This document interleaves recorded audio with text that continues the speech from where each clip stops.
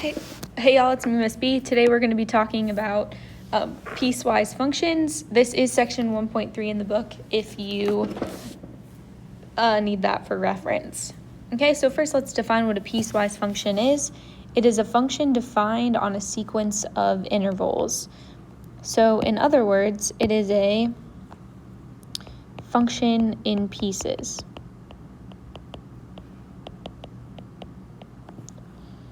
Okay, let's jump right into this first example here. It's going to illustrate piecewise functions in a real world. So there's a stat a few years ago that said teenagers use anywhere from 2 gigs to 5 gigs each month. And so we have a cell phone company that offers these plans. You can buy a small plan for 2 gigs a month for $35, medium 4 gigs a month for $50, or a large, which is $70 for 8 gigs. Okay, the best plan probably for us is going to be the medium plan because it is somewhere between 2 and 5.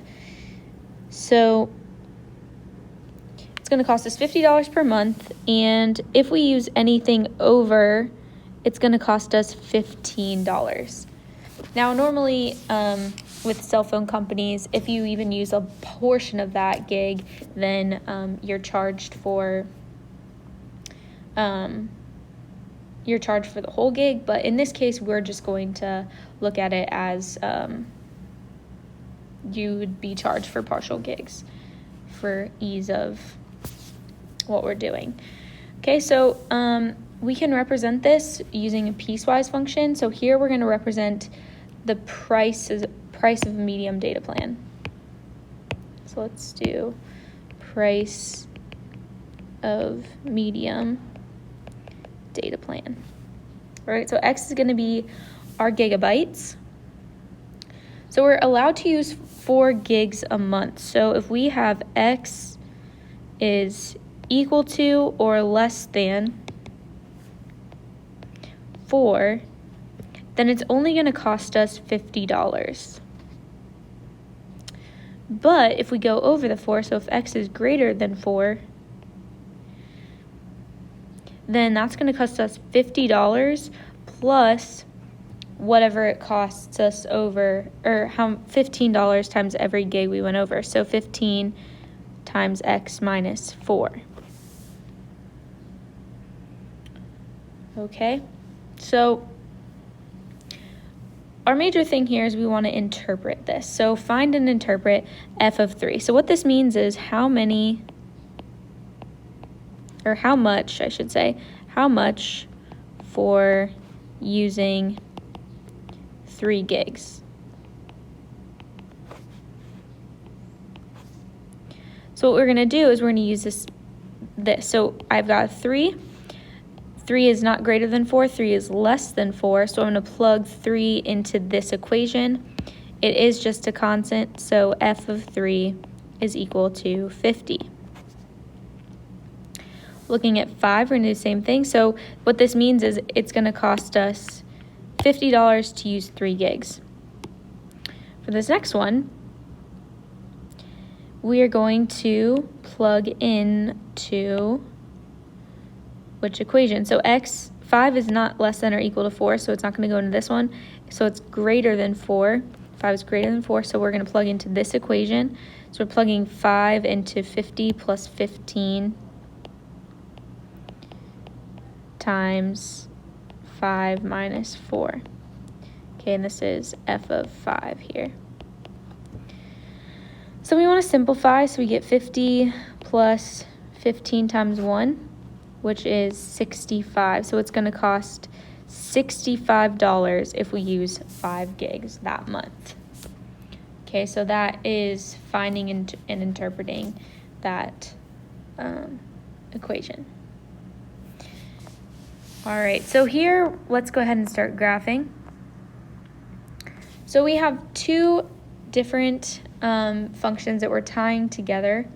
So we have x plus 2 if x is less than or equal to 1, and 4 if x is greater than 1. When I'm graphing, I like to kind of make a dotted line on this number here. So because that's kind of our attachment point. So what we're going to do is we're going to graph our x plus 2. So I'm actually going to do different colors here. Let's do this one in yellow and then this one in green just for clarification. So with our yellow one, let's go ahead and graph x plus 2 if x is less than or equal to 1. So I graph 2, it's up 2, and then slope of 1. So graphing that. It's not doing it for me here. Okay. So there's our graph. Make sure you put that arrow on the end. It means it goes on forever. And we also want to take it up to this line. We do have an equal to, so we're going to have a closed dot there where it attaches to 1. All right, next up, we've got 4 if x is greater than 1. So this is a constant. We do have an open circle at 1. And so no matter what we plug in, the answer is going to be 4. And so that function like that. So when I'm finished, I do like to erase this line just because it's easier to see. But there is our function. All right, so go ahead and pause and do the next video or the next problem on your own. Okay, so what you should have had for this one, I'm going to go ahead and break it into 2 pieces. Here's my first 3 if x is less than or equal to 1, and x minus 2 if x is greater than negative 1. So I'm going to draw my line on negative 1.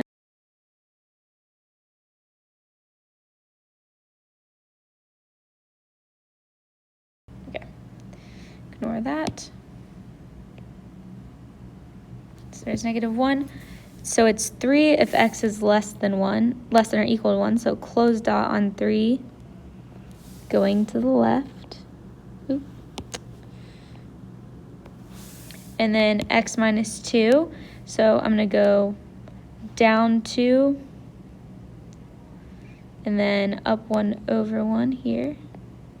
Oh, I messed up here. So this is closed dot because it's not on that line yet. But on the line, it's open. So there's our graph. We're going to go ahead and erase that. And there's our function.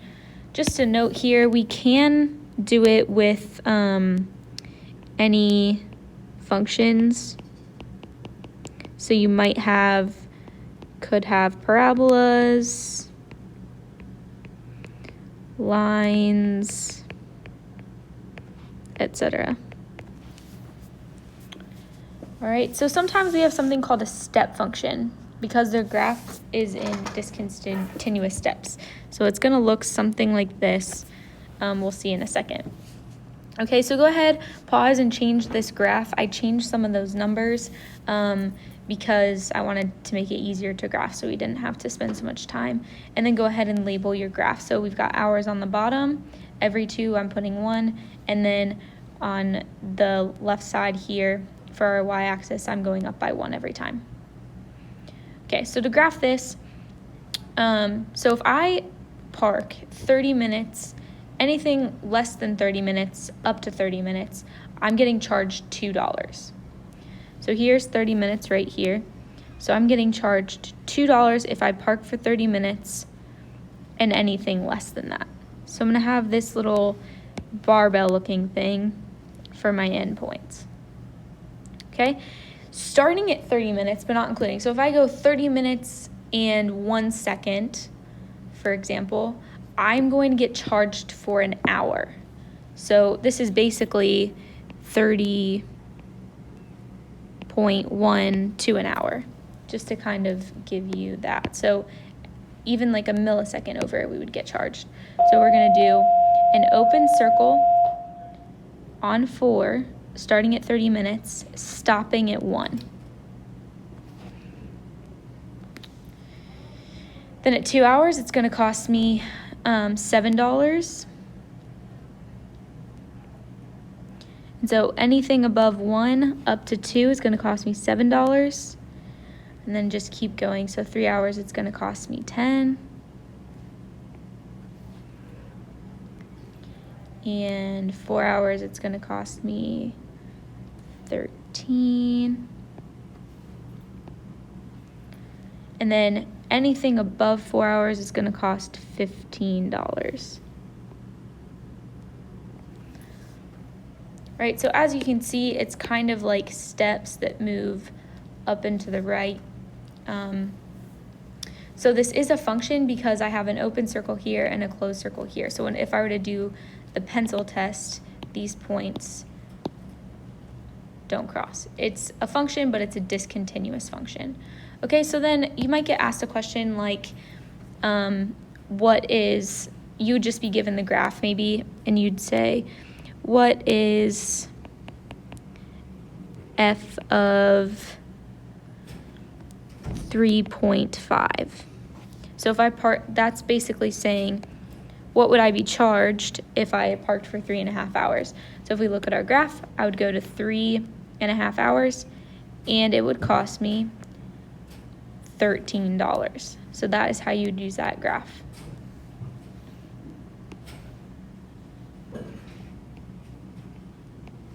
All right, if it were to ask me what is f of 2, so if I parked for 2 hours, oops, that wasn't right. Oops, daisies. If I were to park for 2 hours, here's 2 hours. I have 2 points. This one's open. That means that's not on 2. It's just everything really close to 2. It's actually going to be $7, which we already know because of this right here. But if we were just given the graph, that is how you would read it. Okay, that's all for today, folks.